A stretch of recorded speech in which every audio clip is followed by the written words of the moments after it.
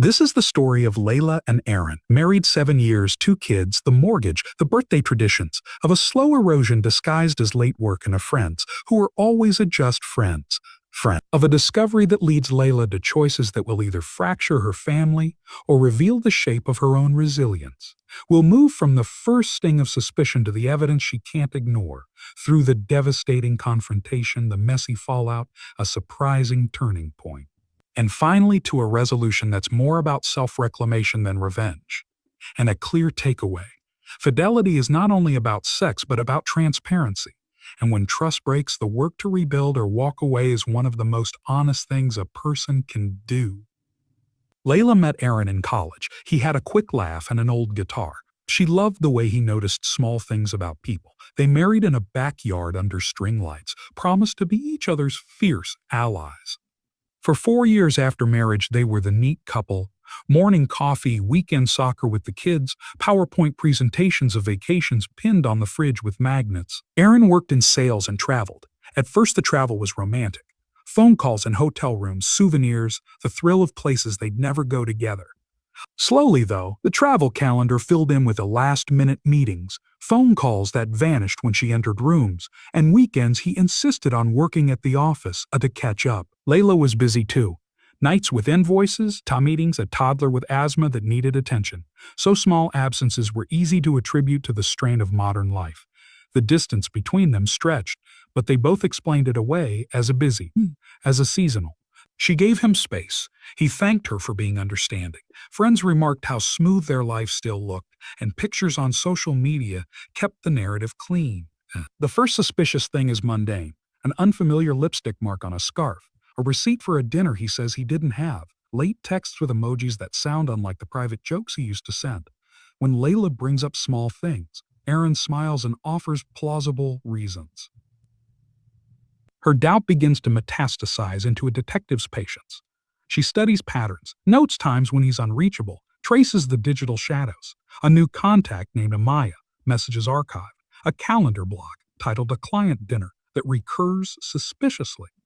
The heart of the conflict is not just infidelity, but the choice to hide it, the lies, the rewrites of memory, the way a partner's silence becomes evidence. Leila oscillates between wanting proof and fearing what proof will require. Exposing the children to a wrecked household, losing financial security, the humiliation of admitting she didn't notice earlier. The evidence finally arrives in a way that's savage in its clarity. A photograph sent to Aaron's phone by mistake, a selfie in a hotel room, timestamped, a smile that looks like the end of promises. In the days that follow, there are confrontations that degrade into explanations and explanations that turn into gaslighting.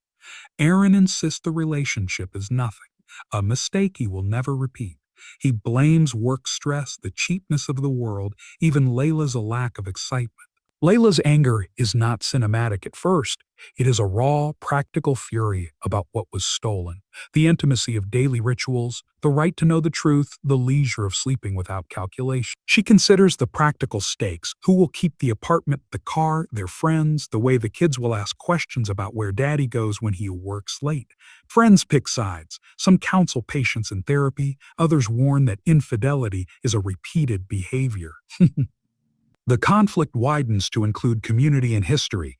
Her mother's quiet counsel about holding on versus her sister's bluntness about self-respect.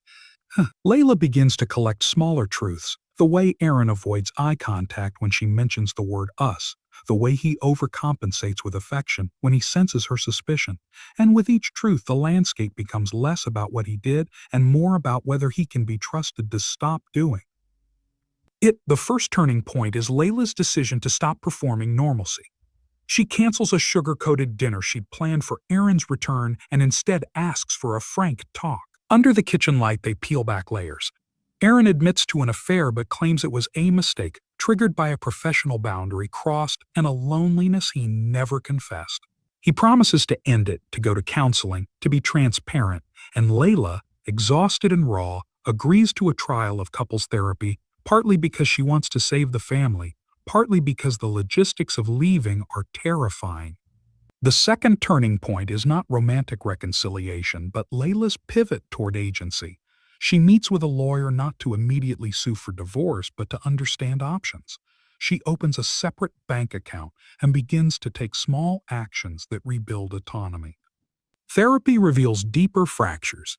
Aaron's self-absorption, his fear of emotional vulnerability, the patterns that enabled the affair, Leila's sacrifices, her tendency to minimize her needs to keep household equilibrium. In therapy, Aaron slowly learns to be specific, not generic promises but calendars of availability, shared passwords, and a willingness to check in with Leila before late nights. But healing is not linear. There is a relapse, a late-night call from the same number that had once belonged to Maya, a sugar-coated lie that collapses under Leila's scrutiny. And with that relapse comes the third turning point, an ultimatum. Leila realizes she cannot be the architect of Aaron's moral repair forever. She sets a boundary, counseling for a defined period, clear consequences if transparency is broken. Aaron either chooses to commit publicly to rebuilding trust, including talking with the person he'd been involved with and cutting contact, or chooses the other path. He chooses the first. The resolution that follows is neither fairy tale nor ruin. It is pragmatic, messy, honest. They do not snap back to how things were. Instead, they construct a different architecture for their relationship.